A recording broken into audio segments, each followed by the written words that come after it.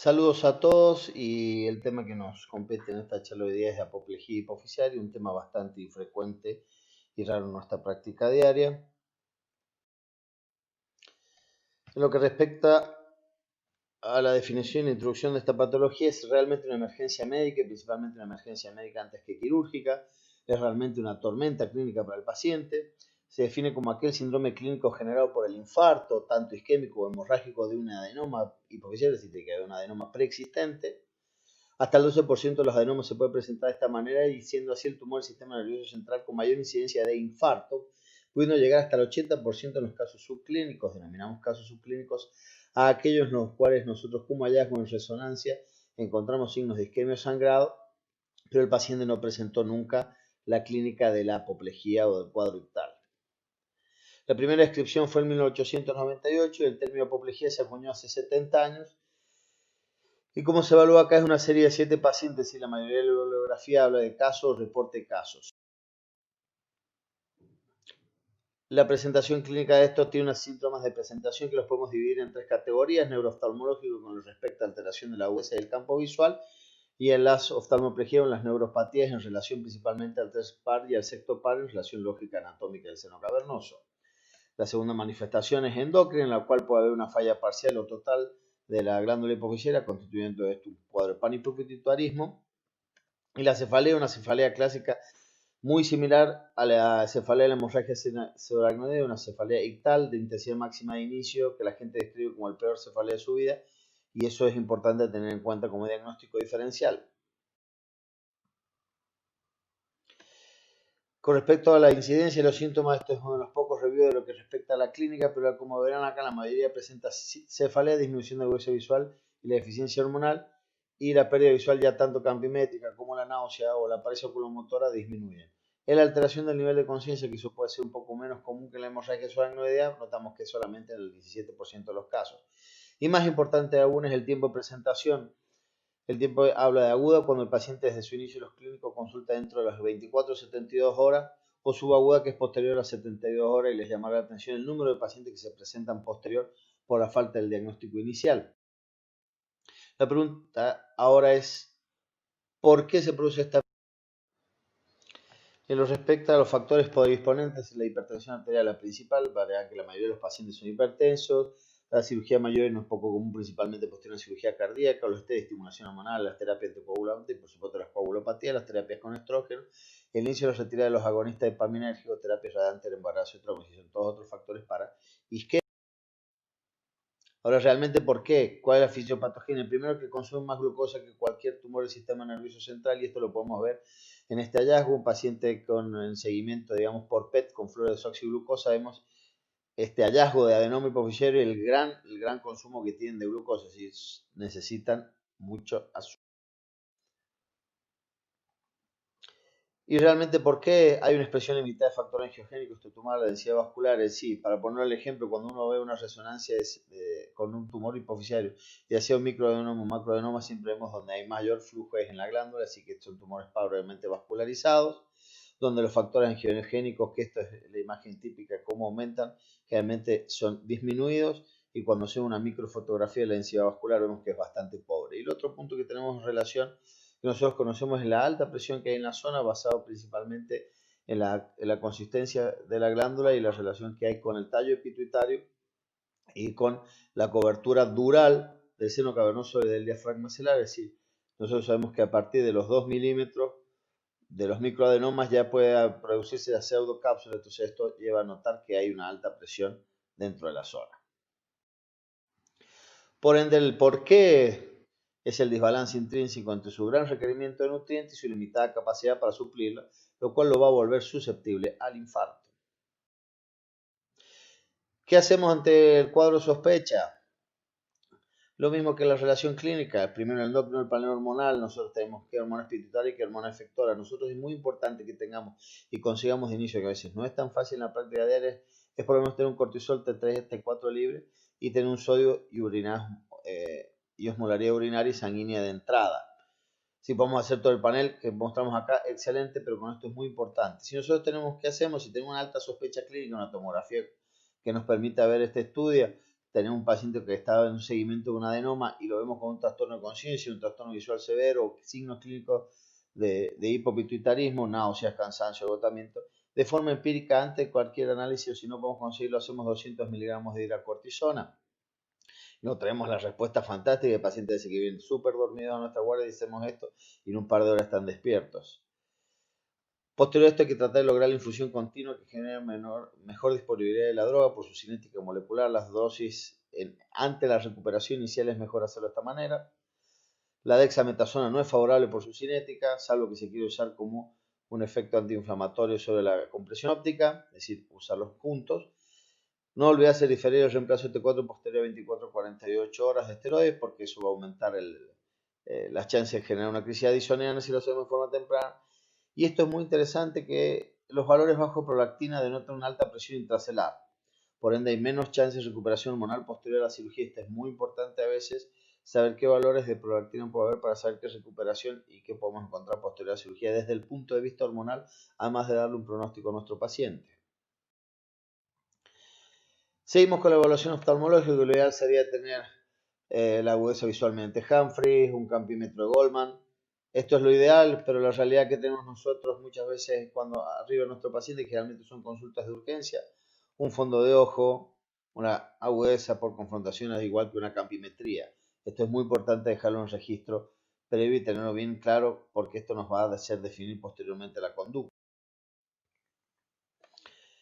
Y pasamos a las imágenes, que el neurocirujano va a terminar pidiendo una imagen. La tomografía tiene una utilidad en el diagnóstico hasta el 21 o 28%. Si nosotros vemos una tomografía con estas características, los cuales es una tomografía multicorte que muestra signos de sangrado y una masa cerebral importante, es muy claro el diagnóstico. Pero muchas veces nos podemos encontrar con esta situación, que es una pequeña imagen, no se sospechar, es normal, está globulosa, y cuando hacemos la resonancia encontramos el signo típico de una apoplejía, una isquemia hipoficial. Si tuvimos una alta sospecha clínica, la tomografía no fue definitoria, pero la resonancia nos da esta imagen típica. Por lo tanto, la resonancia es el gol estándar.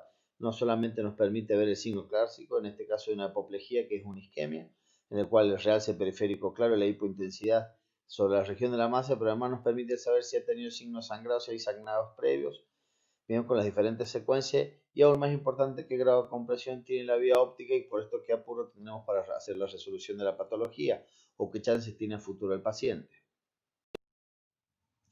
En lo que respecta a la racionalidad en la indicación y el timing quirúrgico de los pacientes.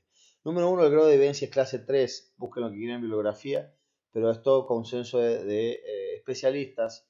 Entonces, en curso en este momento, esperemos que salga, tal vez nos da alguna evolución más, que es el primer trabajo prospectivo respecto del trabajo Pastor, que habla sobre el tiempo quirúrgico y el registro de los resultados. Si buscan literatura europea, irán más a conservadores si quieren, y la literatura americana va a ser mucho más agresiva en el tratamiento, no así en los resultados. El tiempo de presentación es muy importante, como hablamos, diferente aguda que subaguda. Cuando ya pasaron las 72 horas, la verdad que salir corriendo no es una situación extremadamente necesaria. Hay que tratar de buscar realizarse la intervención en un centro de expertise, es decir, un centro que tenga frecuencia en estas patologías, y tratar de buscar especialistas que tengan conocimiento de esto. Los resultados sí, eso está demostrado que mejoran.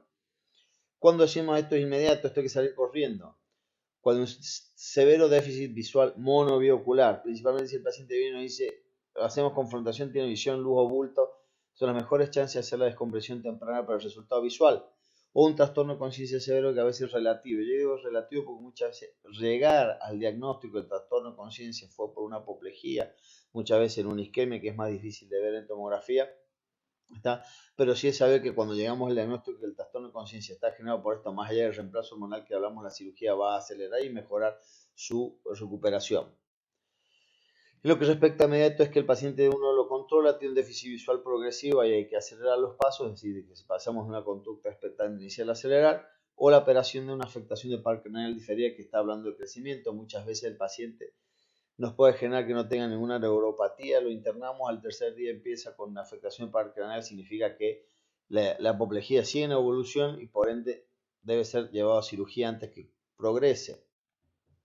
El infarto hemorrágico presenta el riesgo de nuevo sangrado, a diferencia de la apoplejía, que es difícil, que o casi imposible el paciente no va a hacer una isquemia. La descompresión temprana acelera las mejorías de las neuropatías. Todo esto está comprobado, pero no difiere a largo plazo con el manejo médico. Muchas veces que las neuropatías podemos expectarlas y el paciente va a recuperar. Es muy importante evaluar la funcionalidad hormonal posterior al evento. Si tuvimos la recuperación y vemos cómo funciona, muchas veces si la funcionalidad, y esto va en el sentido de que si la funcionalidad no es un panhipopituitarismo, sino tiene una afección parcial, los riesgos de que recidive el tumor o que vuelva a ser algún cuadro de apoplejía son mayores. Y posapoplejía, el crecimiento tumoral es del 21,4%, si no es menor, el 20% pueden tener crecimiento a pesar de apoplejía a largo plazo. Por ejemplo, una vez realizada la apoplejía, si decidimos tratamiento médico, hay que seguirlo al paciente porque tal vez en forma diferida puede volverse un paciente quirúrgico. Vamos con un par de casos para demostrar un poco este ejemplo. Paciente de 40 años hipertenso, cefalea ictal, disminución del hueso visual, el paciente con visión luz en ojo derecho y campimétrica severa con una tosis que decidimos hacer. El perfil hormonal, que por suerte entró a la mañana, el paciente se lo logramos rápido, encontramos un panipo. Vemos la resonancia con una voluminosa lesión a nivel celular con signos de isquemia y un importante realce en periferia. ¿Qué decidimos este paciente? Decidimos, por todo lo antes explicado, llevarlo a cirugía en forma temprana.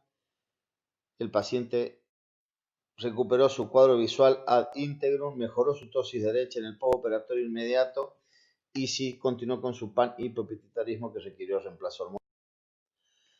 Caso 2, 83 años, hipertenso y comerciante laboralmente activo, era sostén de su casa, vivía con su mujer y un hijo discapacitado. Cefalea ictal, tercer par derecho, alteración campimétrica y de agudeza severa. Perfil hormonal, panhipopituitarismo. Al paciente lo recuperamos primero y les muestro un pequeño video, un poco de ciertas características al respecto. Vemos la resonancia magnética, la tosis del paciente ya recuperó su estado de conciencia. Esta típica lesión que es como un queso amarillo pegado, pero lo importante ahí es cómo la descompresión y generalmente nos permite llegar al seno cavernoso desde medial hacia lateral para liberarlo, y la barrera celular, que es un concepto muy interesante evaluado por colegas nuestros, en el cual es mucho menor y los riesgos de fístulas son mayores. Por eso siempre en estos casos, y más en pacientes añosos, hacemos flap a todos los pacientes, cobertura con grasa, vemos la recuperación visual completa del paciente activo y les recomiendo este trabajo para que tengan en consideración de nuestros colegas de Buenos Aires y Tucumán, que es súper interesante. Bien, yendo al tercer caso, tenemos una paciente de 63 años, hipertensa, triple bypass, estenia ilíaca, diabetes, obesa, esa paciente que realmente no se quiere cruzar, ingresó con una diabetes compensada, fibrilación auricular, 48 horas del ingreso hace coma, con requerimiento de altos dosis de vasopresores. Se le hace esta tomografía, que la verdad que yo estaba pasando por la terapia, porque el neurólogo no llegaba en la terapia. Aparece el lipoma, aparece ese infarto parietal, que la verdad que no condicionaba con ninguna relación, y en el coronal generaba alguna duda, pero la verdad que pensar que esto podía ser una apoplejía era difícil. Como no sabíamos qué tenía, se me ocurre revisarla, sigue siendo lo más importante, y ya veo que tiene una dilatación pupilar derecha que no tiene relación un poco con esta tomografía. Pasamos una resonancia donde encontramos una apoplejía, bien, con invasión al seno cavernoso derecho y por ende esta afectación del tercer par. Es una lesión, como vemos, pequeña, sin compromiso del quiasma. Por ende, la pregunta es, ¿qué hicimos con esta paciente? La reemplazamos con hidrocortisona y levotiroxina inicial a las 48 horas. La paciente se recupera de su estado de conciencia, no requiere vasopresor y extuba en 72 horas. Su campimetría visual es normal y recupera la pupila en el seguimiento en plazo de una semana. Que hicimos conducta expectante, no la tocamos y la seguiremos con imágenes y clínicamente. Cuarto caso y último, 72 años, otra vez hipertensión cefalea ictal, náuseas, vómitos, tosis palpebral, pero el paciente inició una semana antes de llegar a la consulta, o sea, nosotros vemos una semana por guardia posterior a haber iniciado. Por confrontación encontramos una hemianopsia bastante clara, pero él decía que no veía hacia los costados desde que empezó el problema, es más que había tenido un problema visual principalmente de su ojo izquierdo que después mejoró. Y la tomografía es bastante grosera al respecto. Bien. Pasamos un perfil hormonal con un leve ascenso de cortisol, por lo cual le pusimos hidrocortisona, 10 y 10 miligramos, y a la semana tenía una mejoría de tosis, hicimos la resonancia en forma difería, ya el paciente había consultado tarde, estaba hemodinámicamente estable, su perfil hormonal era súper manejable y encontró una lesión súper voluminosa con signos de isquemia y de hemorragia con una severa compresión del quiasma. El paciente no ha tenido cambios evolutivos y consultó tardíamente. Le dijimos al paciente que nosotros consideramos que por su compresión visual, por el signo de sangrado importante, que consideramos que había que tomar una conducta de descompresión quirúrgica y más con su tosis, que lo cual nosotros tomamos una tosis con casi una segura párpado que ahí no podemos ver, la elevación exponencial de COVID justo en la provincia, regresamos a fase 1, el paciente no quiso quedarse ni internado ni cirugía en el contexto. Paciente, notamos que al tener una apoplejía con patrón mixto, sin más riesgo de repetirla, y su mejoría tosis, pero su cambiómétrica sin cambio, en control semanal nosotros decimos una cirugía electiva y el paciente todavía lo está pensando, pero consideramos que este caso es quirúrgico en forma diferente. Por ende, como conclusión, todos los adenomas hipofisarios tienen mayor riesgo de infarto que cualquier tumor del sistema nervioso central. Es una verdadera emergencia médica más que quirúrgica, es la tormenta perfecta desde el punto de vista clínico para el paciente. Hay que tener un requerimiento de tratar de lograr centros con expertise donde hay neurocirujanos que manejan la patología, endocrinólogos dispuestos y oftalmólogos. Hay que tener como diagnóstico diferencial ante un cuadro actual porque su presentación es similar a la hemorragia cerebral en lo que respecta a la cefalea de intensidad máxima de inicio, son náuseas y vómitos y su probable trastorno de conciencia. No hay una evidencia todavía suficiente para decidir un manejo quirúrgico, así que tenemos que ir caso por caso e irlo razonando con un poco las máximas que estuvimos hablando, y que la vía transnasal, tanto por microscopía y endoscopía, sí ha demostrado que otorga mejores resultados. Desde ya, muchísimas gracias por su tiempo, saludo y espero que se cuiden.